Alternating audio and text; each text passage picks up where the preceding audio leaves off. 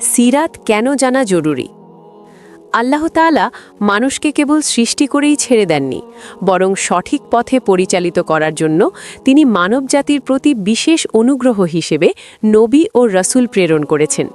এই নবুয়তের ধারাবাহিকতার সর্বশেষ ও পূর্ণতা হলেন মুহাম্মদ সাল্লাল্লাহু আলাইহি ওয়াসাল্লাম, যিনি খাতামুল আম্বিয়া, শেষ নবী।